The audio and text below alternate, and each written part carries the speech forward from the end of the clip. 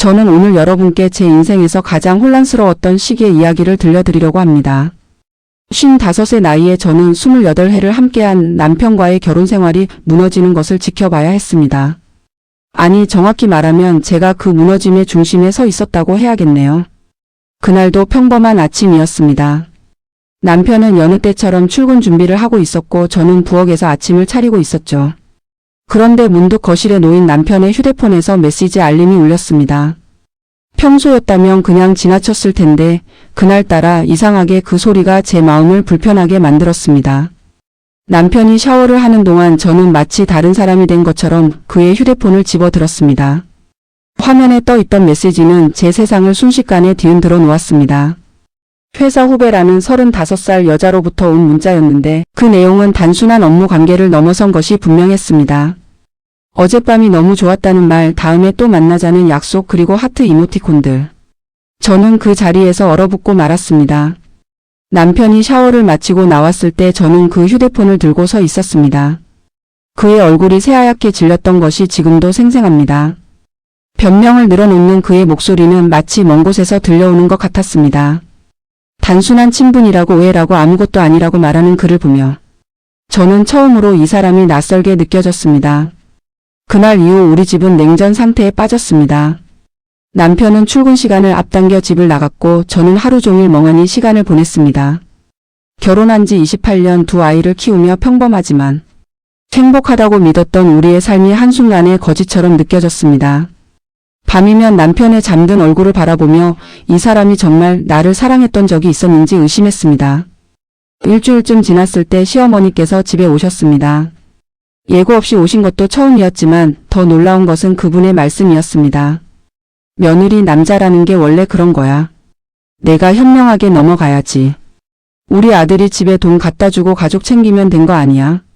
그 말을 들으며 저는 뭐라 대꾸할 말을 잃었습니다. 28년간 착한 며느리로 살아온 제게 시어머니는 그런 분이 아니었습니다. 아니, 제가 몰랐던 걸까요? 친정어머니께 전화를 드렸더니 반응은 더 차가웠습니다. 55세 이혼하면 어쩌려고 그래. 애들 생각은 안 하니. 그냥 모르는 척하고 살아. 모두가 저더러 참으라고 했습니다. 견디라고 했습니다. 마치 제 고통은 중요하지 않다는 듯이 말입니다. 그렇게 한 달쯤 흘렀을 때 대학생인 큰딸이 집에 왔습니다. 엄마, 요즘 왜 그래? 아빠랑 싸웠어. 딸의 물음에 저는 아무렇지 않은 척 웃어 보였지만 속으로는 무너지고 있었습니다. 이 아이에게 아빠의 배신을 어떻게 말할 수 있을까요? 이 아이의 세계를 무너뜨릴 수는 없었습니다. 어느 날 저녁 남편이 먼저 말을 꺼냈습니다. 미안해. 정말 잘못했어. 다시는 안 그럴게. 하지만 그 말이 제게는 공허하게 들렸습니다. 미안하다는 말로 28회의 신뢰가 회복될 수 있을까요? 저는 대답 대신 등을 돌렸습니다. 친구 경숙이를 만났을 때 처음으로 속마음을 털어놓았습니다. 경숙이는 5년 전에 비슷한 일로 이혼을 했던 터라 제 마음을 누구보다 잘 이해해 주었습니다. 언니 인생이 남편한테 달린 건 아니잖아. 언니도 언니만의 삶이 있어. 그 말이 제 가슴에 와닿았습니다. 그날 밤 저는 오랜만에 거울을 제대로 들여다봤습니다. 55세 제 얼굴에는 세월의 흔적이 역력했지만 아직 늙었다고 할 나이는 아니었습니다. 그동안 저는 엄마로, 아내로, 며느리로만 살아왔지 나 자신으로는 살지 못했다는 생각이 들었습니다. 다음 날 저는 20년 전에 그만뒀던 꽃꽂이 학원에 등록했습니다. 젊었을 때 정말 좋아했던 일이었는데 결혼하고 아이 낳으면서 자연스럽게 포기했던 것이었죠. 학원에 가니 비슷한 나이대의 여성들이 많았습니다. 그들과 이야기를 나누며 저는 제가 겪고 있는 고통이 저만의 것이 아니라는 걸 알게 되었습니다. 수업을 마치고 집에 돌아오니 남편이 먼저 와 있었습니다. 어디 갔다 와? 물음에 꽃꽂이 배우러 갔다 왔다고 담담하게 대답했습니다. 남편의 얼굴에 놀람과 당혹감이 스쳤지만 저는 신경 쓰지 않았습니다. 그날 이후 일주일에 3번씩 학원에 다니기 시작했습니다. 남편은 처음에는 못마땅해 하는 듯 했지만 점차 아무 말도 하지 않았습니다. 오히려 제가 집을 비우는 시간이 늘어나자 그가 더 불안해하는 것 같았습니다. 한 달쯤 지났을 때 학원 선생님께서 지역 문화센터에서 하는 전시회에 작품을 내보지 않겠냐고 제안하셨습니다.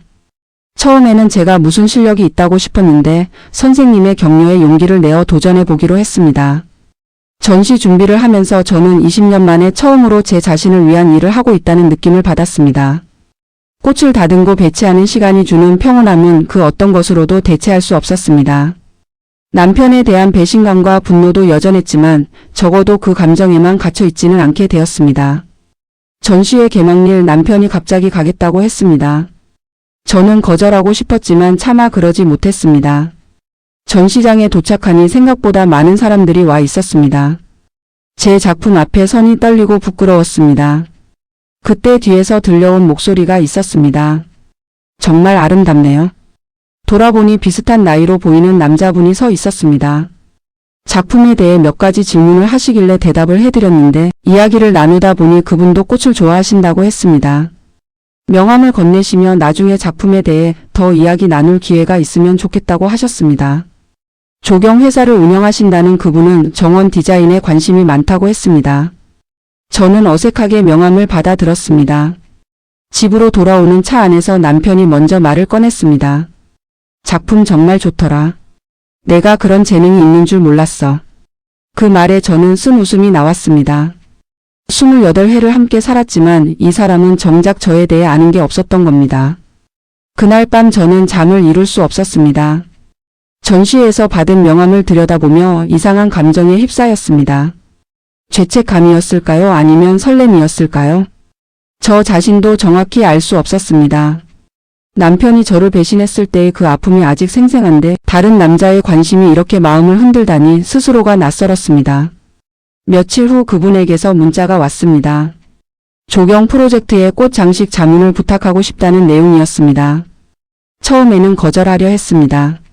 하지만 문득 왜 제가 거절해야 하는지 의문이 들었습니다. 이건 단순한 일이었고 저는 아무 잘못도 하지 않았으니까요. 미팅 장소는 그분의 사무실 근처 카페였습니다. 가는 내내 가슴이 두근거렸습니다. 마치 20살 처녀처럼 손까지 떨렸습니다.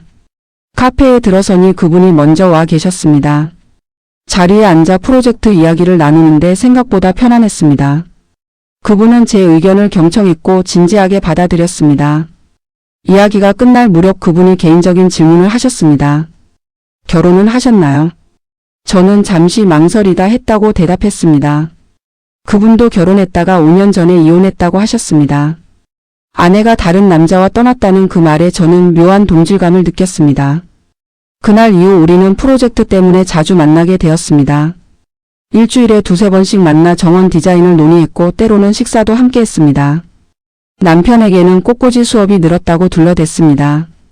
거짓말을 하면서도 죄책감보다는 묘한 해방감이 들었습니다. 그분의 이름은 민준이었습니다. 58의 나이에도 불구하고 젊은 감각을 잃지 않은 분이었습니다. 무엇보다 저를 한 명의 독립적인 여성으로 대해주는 것이 좋았습니다. 남편이 저를 대하는 방식과는 완전히 달랐습니다. 어느 날 민준 씨가 자신의 정원을 보여주고 싶다며 집으로 초대했습니다. 주말 오후 저는 그곳으로 향했습니다. 집 앞에 선이 떨렸습니다. 이게 옳은 일인가 싶었지만 이미 늦었습니다. 초인종을 누르자 그분이 환한 미소로 문을 열어주셨습니다. 정원은 정말 아름다웠습니다. 계절마다 피는 꽃들이 조화롭게 배치되어 있었고 작은 연못에는 잉어들이 유유히 헤엄치고 있었습니다. 저는 넋을 잃고 정원을 거닐었습니다. 민준 씨는 제 옆에서 하나하나 설명해 주셨습니다. 정원 한편에 있는 벤치에 앉아 차를 마시며 이야기를 나누었습니다. 민준 씨가 이혼 후의 삶에 대해 솔직하게 이야기하셨습니다. 처음에는 세상이 무너지는 것 같았다고 하지만 시간이 지나며 혼자만의 삶도 나쁘지 않다는 걸 알게 됐다고 하셨습니다. 저도 남편의 배신에 대해 처음으로 솔직하게 털어놓았습니다. 그동안 누구에게도 제대로 말하지 못했던 감정들이 쏟아져 나왔습니다. 민준 씨는 제 손을 잡아주셨습니다. 그 따뜻함에 눈물이 났습니다. 집으로 돌아오는 길 저는 혼란스러웠습니다. 민준 씨에게서 느낀 감정이 단순한 위로인지 아니면 그 이상인지 알 수 없었습니다. 집에 도착하니 남편이 거실에서 기다리고 있었습니다. 어디 갔다 와 이렇게 늦게. 그 물음에 저는 짜증이 났습니다. 당신은 내가 어디 있든 상관없었잖아요. 그날 밤 우리는 결혼 후 처음으로 크게 싸웠습니다. 남편은 제가 변했다고 했습니다. 예전에 당신이 아니라고 요즘 이상하다고 했습니다. 저는 웃음이 나왔습니다. 당신이 저를 배신했을 때는 괜찮고 제가 제 삶을 찾으려 하면 이상한 겁니까? 다음 날 시어머니에게서 전화가 왔습니다. 며느리 요즘 집안일도 제대로 안 하고 맨날 밖에 돌아다닌다며. 우리 아들이 얼마나 속상해하는지 아니. 저는 더 이상 참을 수 없었습니다. 어머니, 아드님이 저한테 뭘 했는지 아세요? 그 여자 만난 거 아세요? 전화기 너머로 침묵이 흘렀습니다. 그래도 이혼은 안 돼. 우리 집안에 이혼한 사람 없어. 시어머니의 대답에 저는 기가 막혔습니다. 제 고통보다 집안 체면이 중요한 겁니다. 그날 저녁 친정어머니를 찾아갔습니다. 어머니께 그동안의 일을 모두 말씀드렸습니다. 어머니는 한숨을 쉬시며 말씀하셨습니다. 얘야, 엄마도 젊었을 때 내 아버지한테 비슷한 일 당했어. 그래도 참고 살았지. 그게 우리 세대 여자들의 삶이야. 저는 충격을 받았습니다. 평생 금슬 좋은 부부로만 알았던 부모님도 그런 아픔이 있었다니. 하지만 어머니, 저는 어머니처럼 살고 싶지 않아요. 제 인생은 제가 선택하고 싶어요. 어머니는 슬픈 눈으로 저를 바라보셨습니다. 집으로 돌아오니 큰딸이 와 있었습니다. 엄마, 아빠가 뭘 잘못했는지는 모르겠지만 이혼만은 하지 마. 내 친구들 부모 이혼한 애들 보면 다 힘들어해. 딸의 눈에 눈물이 고였습니다. 제 가슴이 찢어지는 것 같았습니다. 그날 밤 민준 씨에게 문자를 보냈습니다. 당분간 만날 수 없을 것 같다고. 제 상황이 너무 복잡하다고. 잠시 후 답장이 왔습니다. 이해합니다. 하지만 필요하면 언제든 연락하세요. 저는 기다릴게요. 다음 날부터 저는 일상으로 돌아가려 애썼습니다. 꽃꽂이 수업도 줄이고 집안일에 더 신경을 썼습니다. 남편은 조심스럽게 저를 대했습니다. 미안해, 정말 다시는 그런 일 없을 거야. 그 말을 들으며 저는 무감각해진 제 자신을 발견했습니다. 한 달쯤 지났을 때 민준 씨가 프로젝트가 완성됐다며 보러 오지 않겠냐고 연락했습니다. 저는 거절해야 한다는 걸 알았지만 거절할 수 없었습니다. 그곳에 가면 제가 무너질 것 같았지만 가지 않으면 평생 후회할 것 같았습니다. 프로젝트 현장은 아름다웠습니다. 제가 제안한 꽃들이 만개 있었고 정원 전체가 하나의 예술 작품 같았습니다. 민준 씨가 제 옆에 서서 말했습니다. 당신 덕분입니다. 당신이 없었다면 이런 정원은 만들 수 없었을 거예요. 우리는 정원을 천천히 걸었습니다. 손을 잡지는 않았지만 서로의 온기를 느낄 수 있었습니다. 민준 씨가 조심스럽게 물었습니다. 결정하셨나요? 어떻게 하실 건지. 저는 고개를 저었습니다. 아직 모르겠어요. 너무 복잡해서요. 민준 씨는 제 어깨를 가만히 감싸 주었습니다. 천천히 생각하세요. 인생은 길잖아요. 그 말이 위로가 되었지만 동시에 더 혼란스러웠습니다. 정말 인생은 긴데 저는 지금까지 무엇을 위해 살아왔을까요? 집으로 돌아오니 작은 아들이 와 있었습니다. 군대를 제대하고 취업 준비 중인 26의 아들은 요즘 집안 분위기가 이상하다며 걱정스러운 눈으로 저를 바라봤습니다. 엄마, 아빠랑 무슨 일 있어? 둘이 요즘 말도 안 하잖아. 저는 아무렇지 않은 척 웃으며 괜찮다고 했지만 아들은 믿지 않는 표정이었습니다. 그날 밤 남편이 조심스럽게 다가왔습니다. 우리 얘기 좀 하자. 오랜만에 남편과 마주 앉았습니다. 남편은 한참을 망설이다 입을 열었습니다. 나도 힘들었어. 회사 일도 잘 안 풀리고 나이 들어가는 것도 두렵고. 그 여자는 그냥 나를 인정해 주는 것 같았어. 변명 같았지만 한편으로는 이해가 됐습니다. 저도 솔직하게 말했습니다. 저도 힘들었어요. 당신 뒷바라지하고 애들 키우느라 제 자신은 잃어버렸어요. 요즘 꽃꽂이 하면서 처음으로 저를 찾는 것 같아요. 남편은 고개를 끄덕였습니다. 미안해. 내 인생도 소중한 건데 난 그걸 몰랐어. 그 대화 이후 우리 사이에 조금씩 변화가 생겼습니다. 남편은 퇴근 후 일찍 들어왔고 주말이면 같이 산책을 가자고 했습니다. 처음에는 어색했지만 점차 예전의 편안함이 돌아오는 것 같았습니다. 하지만 민준 씨 생각이 머릿속에서 떠나지 않았습니다. 어느 일요일 오후 남편과 근처 공원을 산책하고 있었습니다. 가을 햇살이 따스했고 단풍이 아름다웠습니다. 남편이 제 손을 잡았습니다. 오랜만에 느끼는 남편의 손길이었습니다. 우리 다시 시작해보자. 잘할게. 남편의 목소리에는 진심이 담겨 있었습니다. 그때 앞에서 걸어오는 커플이 보였습니다. 민준 씨였습니다. 옆에는 비슷한 또래의 여성이 함께였습니다. 저는 순간 멈춰 섰습니다. 민준 씨도 저를 발견했습니다. 우리는 잠깐 눈이 마주쳤고 민준 씨는 가볍게 고개를 숙여 인사했습니다. 저도 어색하게 인사를 받았습니다. 남편이 물었습니다. 아는 사람이야? 저는 고개를 저었습니다. 아니요. 그냥 어디서 본 것 같아서요. 거짓말이었지만 어쩔 수 없었습니다. 집으로 돌아오는 내내 가슴이 답답했습니다. 민준 씨 옆에 여성은 누구였을까요? 새로운 연인일까요? 그날 밤 민준 씨에게서 문자가 왔습니다. 오늘 공원에서 뵈었네요. 옆에 계신 분이 남편분이시죠? 행복해 보이셔서 다행입니다. 제 옆에 있던 사람은 제 누나예요. 오해 없으시길 바랍니다. 문자를 읽으며 제 마음이 요동쳤습니다. 왜 안도감이 드는 걸까요? 답장을 쓰려다 지웠습니다. 다시 쓰고 또 지웠습니다. 결국 아무 답도 하지 않았습니다. 그게 맞는 것 같았습니다. 저는 이미 선택을 한 거니까요. 28회의 결혼 생활을, 두 아이를 쌓아온 모든 것을 포기할 수는 없었습니다. 다음 날 시어머니 생신이었습니다. 온 가족이 모였습니다. 시동생 내외와 조카들까지 함께한 자리였습니다. 시어머니는 기분이 좋으셨는지 평소보다 상냥하셨습니다. 우리 며느리 요즘 꽃꽂이 배운다며 실력이 좋다고 하던데. 칭찬 같은 말씀에 저는 어색하게 웃었습니다. 식사 후 설거지를 하는데 신우이가 다가왔습니다. 올케 언니, 오빠가 많이 반성하고 있어요. 한 번만 봐주세요. 오빠도 나이 들면서 철이 드나 봐요. 신우이의 말에 저는 씁쓸했습니다. 왜 여자만 봐줘야 하는 걸까요? 왜 남자의 잘못은 나이가 들면 철이 드는 거고 여자의 선택은 이기적인 걸까요?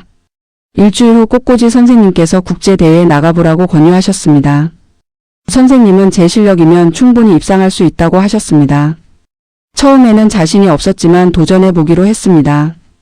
이건 저만의 것이었고 누구도 빼앗아갈 수 없는 제 꿈이었습니다. 준비 기간 동안 저는 온전히 작품에 몰두했습니다. 남편은 응원한다며 뒷바라지를 해주었습니다. 아이들도 엄마를 자랑스러워했습니다. 친구 경숙이는 멋있다며 격려를 아끼지 않았습니다. 모두의 지지 속에서 저는 점점 자신감을 얻어갔습니다.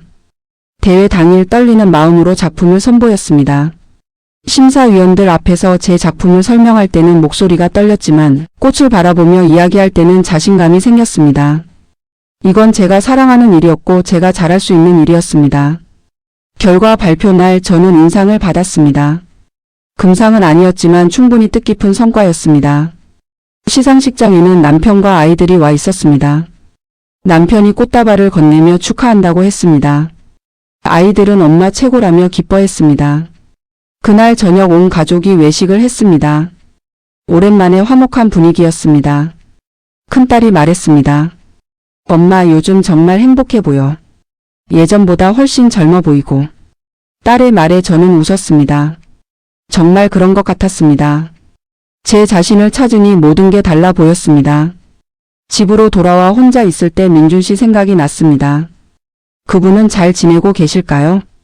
가끔 궁금했지만 연락하지는 않았습니다. 그게 서로를 위한 일이라고 생각했습니다. 우리는 서로의 삶에서 스쳐 지나간 인연이었을 뿐입니다. 하지만 마음 한구석에는 늘 그분이 있었습니다. 정원을 거닐던 그날의 따스함, 제 손을 잡아주던 그 온기, 저를 이해해주던 그 눈빛. 잊으려 해도 잊히지 않는 기억들이었습니다. 그게 사랑이었을까요? 아니면 외로움이었을까요? 남편과의 관계는 조금씩 회복되고 있었습니다. 완전히 예전으로 돌아갈 수는 없었지만 새로운 관계를 만들어가고 있었습니다. 남편도 변했고 저도 변했습니다. 서로를 당연하게 여기지 않고 존중하려 노력했습니다. 어느 날 남편이 퇴근 후 장미 한 송이를 사왔습니다. 결혼 기념일도 아닌데 갑자기 왜? 물으니 남편이 수줍게 웃었습니다. 그냥 당신한테 고마워서. 그 말에 제 마음이 따뜻해졌습니다. 이런 작은 관심이 필요했던 거였습니다. 그날 밤 남편과 오랜만에 진지한 대화를 나눴습니다. 우리 앞으로 어떻게 살고 싶은지에 대해서요. 남편은 은퇴 후 작은 카페를 운영하고 싶다고 했습니다. 저는 꽃집을 열고 싶다고 말했습니다. 서로의 꿈을 이야기하니 묘하게 가까워지는 느낌이었습니다. 며칠 후 꽃꽂이 선생님께서 제안을 하나 하셨습니다. 문화센터에서 강사를 구하는데 저를 추천하고 싶다고 하셨습니다. 처음에는 제가 남을 가르칠 실력이 되나 싶었지만 선생님은 충분하다고 격려해 주셨습니다. 저는 용기를 내어 도전해 보기로 했습니다. 첫 수업 날은 긴장으로 손이 떨렸습니다. 수강생은 12명이었는데 모두 저와 비슷한 나이대의 여성들이었습니다. 자기소개를 하며 저는 솔직하게 말했습니다. 저도 1년 전까지는 여러분과 같은 수강생이었다고. 인생의 위기에서 꽃꽂이가 저를 구했다고. 수강생들의 눈빛이 달라졌습니다. 한 분이 손을 들어 말했습니다. 선생님, 저도 요즘 힘들어요. 남편이 정년퇴직하고 집에만 있으니 답답해서 미칠 것 같아요. 다른 분도 거들었습니다. 저는 자식들이 다 떠나고 혼자 남으니 외로워요. 허전함을 어떻게 채워야 할지 모르겠어요. 그날 수업은 꽃꽂이보다 인생 이야기로 채워졌습니다. 모두가 각자의 아픔을 안고 살아가고 있었습니다. 저는 제 경험을 나누며 위로했습니다. 힘들 때 자신만의 무언가를 찾는 게 중요하다고. 그게 꽃이든 다른 무엇이든 온전히 나만의 것을 가져야 한다고. 수업을 마치고 집으로 돌아오는 길이 가벼웠습니다. 누군가에게 도움이 되었다는 사실이 뿌듯했습니다. 집에 들어서니 남편이 저녁을 차려놓고 기다리고 있었습니다. 첫 수업 어땠어? 남편의 물음에 저는 신나게 이야기했습니다. 남편은 제 이야기를 들으며 흐뭇하게 웃었습니다. 한 달쯤 지났을 때 수강생 중 한 분이 상담을 요청했습니다. 57의 그분은 최근 남편의 외도 사실을 알게 됐다고 했습니다. 어떻게 해야 할지 모르겠다며 눈물을 흘렸습니다. 저는 그분의 손을 잡았습니다. 제 이야기를 들려주었습니다. 그분은 놀란 표정으로 물었습니다. 그래서 어떻게 하셨어요? 이혼하셨나요? 저는 고개를 저었습니다. 아니요. 하지만 예전에 저로 돌아가지도 않았어요. 새로운 저를 찾았고 남편과도 새로운 관계를 만들어가고 있어요. 쉽지는 않지만 후회하지는 않아요. 그분은 한참을 생각하다 말했습니다. 선생님처럼 저도 용기를 내볼게요. 제 인생을 찾아볼게요. 그 말을 들으며 저는 제가 올바른 선택을 했다는 확신이 들었습니다. 완벽하지는 않지만 저만의 방식으로 살아가고 있었습니다. 어느 날 길을 걷다가 우연히 민준 씨를 마주쳤습니다. 몇 달 만이었습니다. 민준 씨는 예전과 다름없이 따뜻한 미소를 지었습니다. 잘 지내셨어요? 저는 고개를 끄덕였습니다. 네, 덕분에요. 선생님도 잘 지내시죠? 민준 씨가 말했습니다. 강사하신다는 소문 들었어요. 잘하고 계시다던데. 저는 놀랐습니다. 어떻게 아셨어요? 민준 씨는 웃으며 대답했습니다. 문화센터 원장이 제 친구거든요. 당신 이야기를 자주 하더군요. 훌륭한 선생님이라고. 우리는 잠시 이야기를 나눴습니다. 서로의 근황을 물었고 격려했습니다. 헤어질 때 민준 씨가 말했습니다. 행복해 보여서 다행입니다. 저도 당신 덕분에 많이 배웠어요. 사람은 언제든 새로 시작할 수 있다는 걸요. 집으로 돌아오며 저는 생각했습니다. 민준 씨는 제 인생에서 중요한 의미를 가진 사람이었습니다. 사랑이었는지는 모르겠지만 제가 저 자신을 찾도록 도와준 소중한 인연이었습니다. 그분이 없었다면 지금의 저도 없었을 겁니다. 그날 저녁 남편에게 솔직하게 말했습니다. 당신이 저를 배신했을 때 다른 남자를 만났었어요. 남편의 얼굴이 굳었습니다. 하지만 저는 계속 이야기했습니다. 그분은 저에게 제 자신을 찾게 해줬어요. 당신과 다시 시작할 수 있는 용기도 줬고요. 남편은 한참을 말없이 있다가 물었습니다. 사랑했어요? 저는 잠시 생각했습니다. 잘 모르겠어요. 하지만 지금은 여기 있잖아요. 당신 곁에. 그게 제 선택이에요. 남편의 눈에 눈물이 맺혔습니다. 미안해요. 그리고 고마워요. 그날 밤 우리는 오랜만에 서로를 껴안았습니다. 완벽한 사랑은 아니었지만 서로를 이해하고 받아들이는 관계였습니다. 상처는 남아 있었지만 함께 치유해가고 있었습니다. 몇 주 후 시어머니가 편찮으셔서 병원에 입원하셨습니다. 저는 매일 병원을 찾아 간호했습니다. 시어머니는 제 손을 잡으며 말씀하셨습니다. 며느리 그동안 미안했어. 내 마음도 몰라주고 우리 아들 편만 들었지. 이제 보니 내가 얼마나 힘들었을지 알겠구나. 저는 시어머니의 손을 꼭 잡았습니다. 괜찮아요, 어머니. 다 지나간 일이에요. 시어머니는 눈물을 흘리며 말씀하셨습니다. 내가 우리 집 며느리라서 참 다행이야. 우리 아들 잘 부탁해. 퇴원하시는 날 시어머니가 제게 작은 상자를 건네셨습니다. 열어보니 금반지였습니다. 시할머니께서 물려주신 거라고 하셨습니다. 이제 내가 가져야지. 우리 집안의 큰 며느리니까. 저는 감동받았습니다. 시어머니도 변하고 계셨습니다.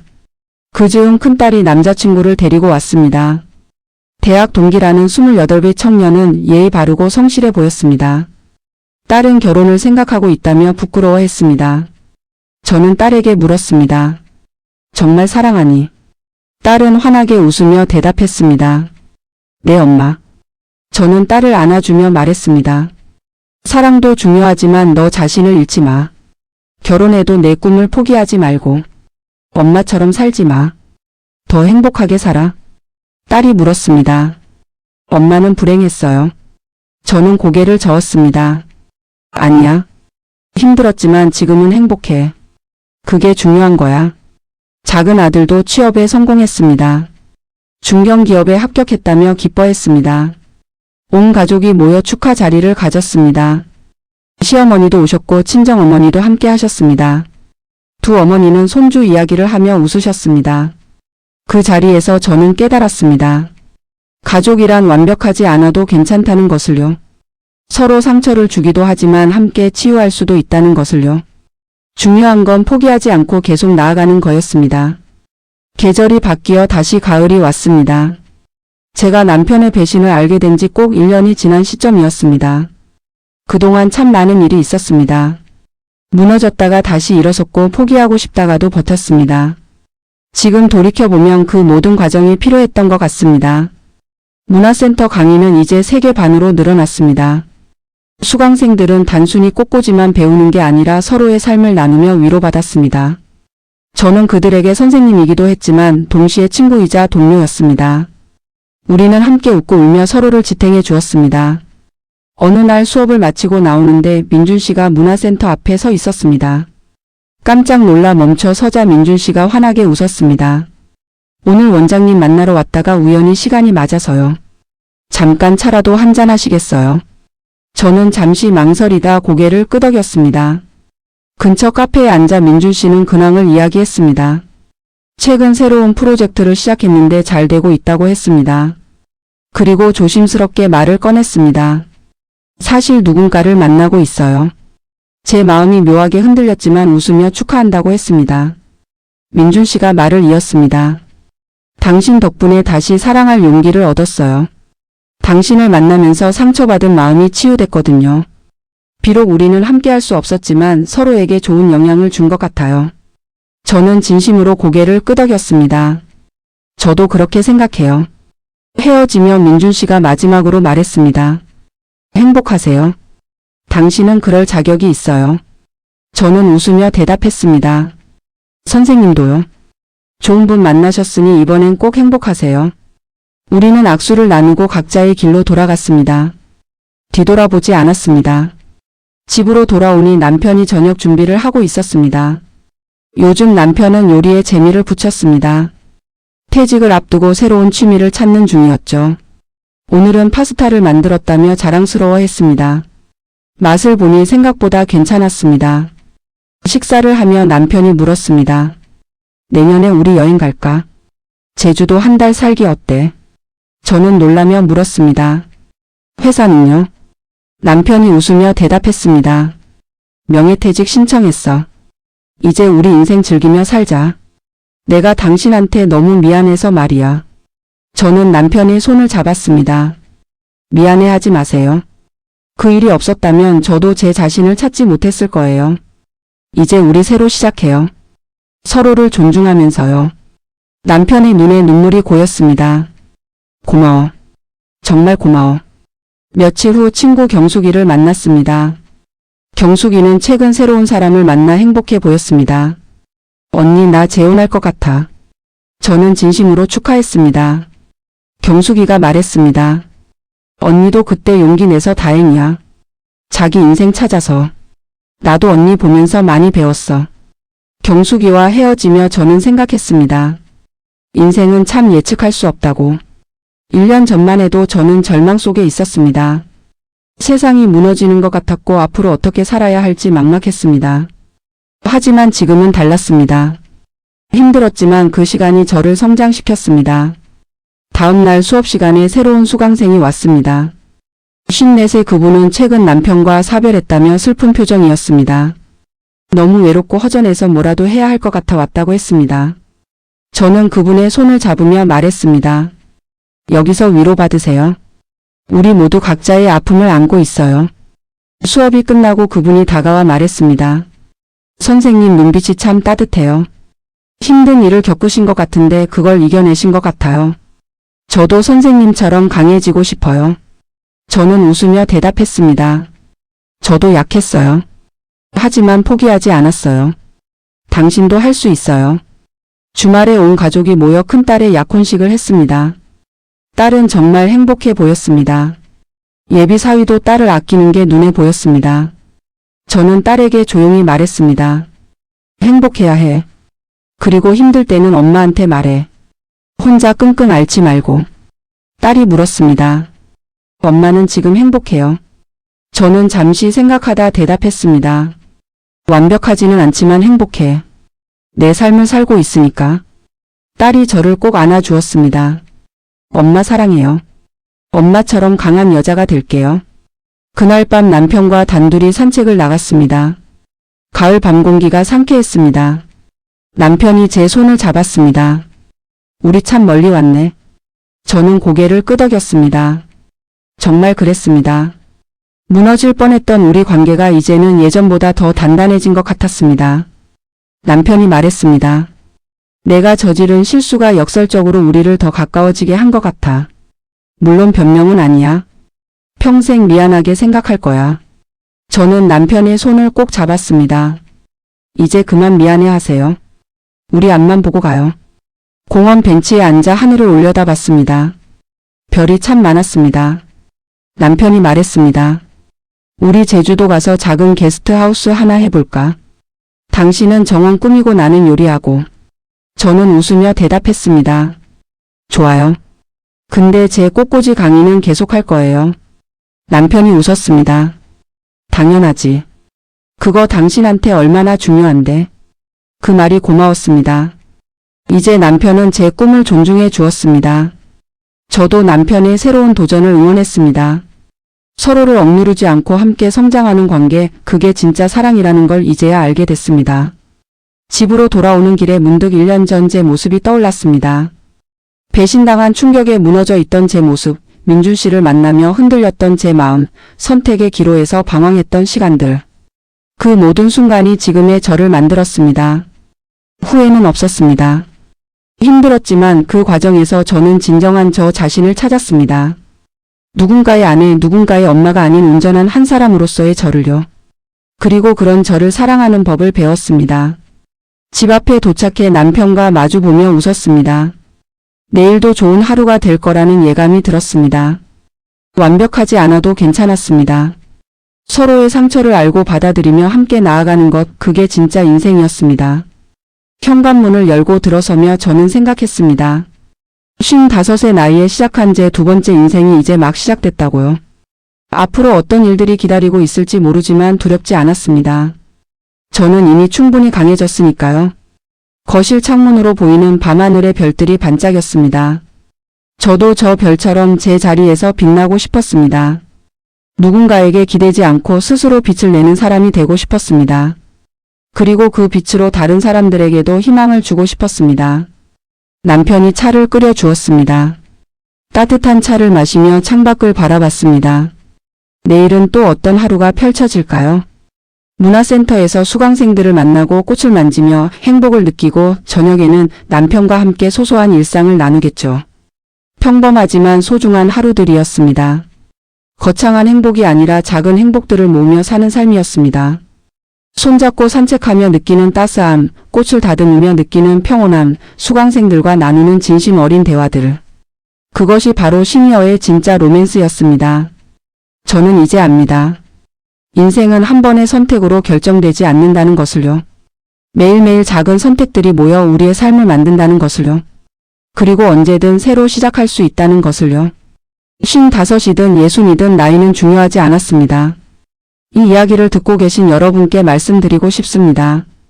힘든 시간을 겪고 계신가요? 배신당하고 상처받으셨나요? 포기하지 마세요. 여러분도 다시 일어설 수 있습니다. 저처럼요. 그리고 그 과정에서 진정한 여러분 자신을 만나게 될 겁니다.